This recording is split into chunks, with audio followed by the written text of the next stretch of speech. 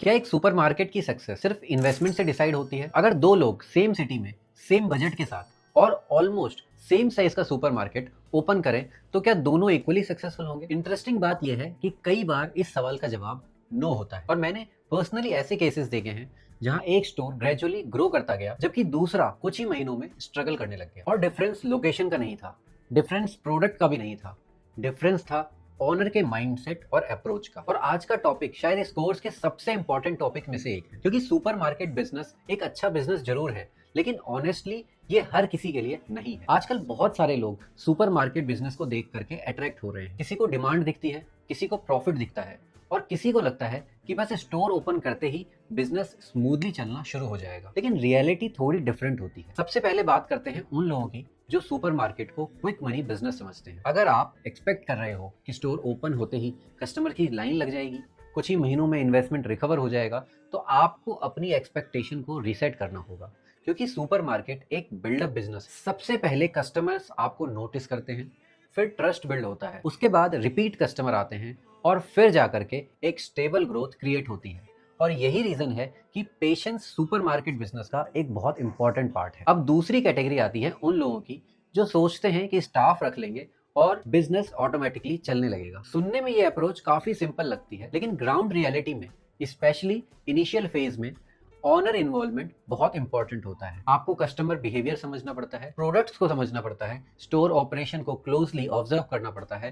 क्योंकि अगर शुरुआत में फाउंडेशन स्ट्रॉन्ग नहीं होगी तो बाद में सिस्टम बिल्ड करना बहुत ही डिफिकल्ट हो जाता है। और इसी से रिलेटेड है हमारा तीसरा पॉइंट। अगर आप प्लानिंग और सिस्टम्स को सीरियसली नहीं लेते तो सुपरमार्केट बिजनेस आपके लिए चैलेंजिंग हो सकता है। बहुत लोग सुपरमार्केट को सिर्फ प्रोडक्ट रखने का बिजनेस समझते हैं लेकिन रियलिटी में ये inventory management, margin control, customer demand और स्टॉक मूवमेंट को समझने का बिजनेस है। जितना आपका स्टोर बड़ा रहेगा उतनी ही सिस्टम की इंपॉर्टेंस बढ़ जाती है। अब एक और कॉमन मिस्टेक की बात करते हैं। कई बार लोग सिर्फ लो रेंट देख करके लोकेशन को फाइनल कर देते हैं। उन्हें ऐसा लगता है कि रेंट बच गया तो बिजनेस प्रॉफिटेबल हो जाएगा।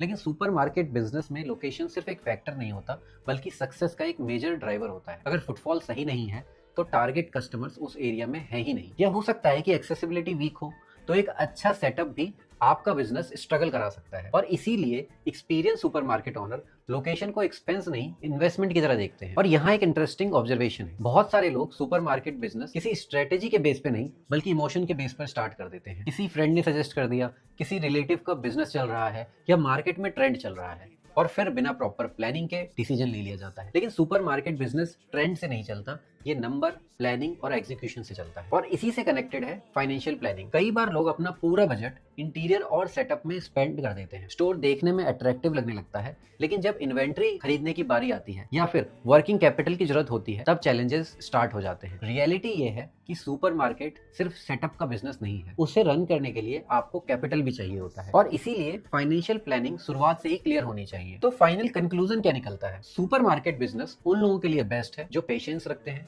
सिस्टम को इंपॉर्टेंस देते हैं और लर्निंग माइंडसेट के साथ बिजनेस को बिल्ड करना चाहते हैं। क्योंकि सुपरमार्केट बिजनेस ओवरनाइट सक्सेस नहीं देता लेकिन अगर प्लानिंग सही हो, एग्जीक्यूशन डिसिप्लिन्ड हो और अप्रोच लॉन्ग टर्म हो तो ये एक स्ट्रॉन्ग और स्केलेबल बिजनेस डेफिनेटली बन सकता है। और अब जब हमने समझ लिया है कि सुपरमार्केट बिजनेस किस माइंडसेट के लोगों के लिए सूटेबल है और किन लोगों को इसमें एंटर करने से पहले दोबारा सोचना चाहिए, तो अगला सवाल नेचुरली ये आता है कि आखिर एक सक्सेसफुल सुपरमार्केट ओनर के पास कौन सी स्किल्स होनी चाहिए। क्योंकि सिर्फ इन्वेस्टमेंट और इंटेंशन काफी नहीं होते, एग्जीक्यूशन भी इक्वली इंपॉर्टेंट होता है। और इसी के बारे में हम नेक्स्ट चैप्टर में डिटेल में बात करेंगे।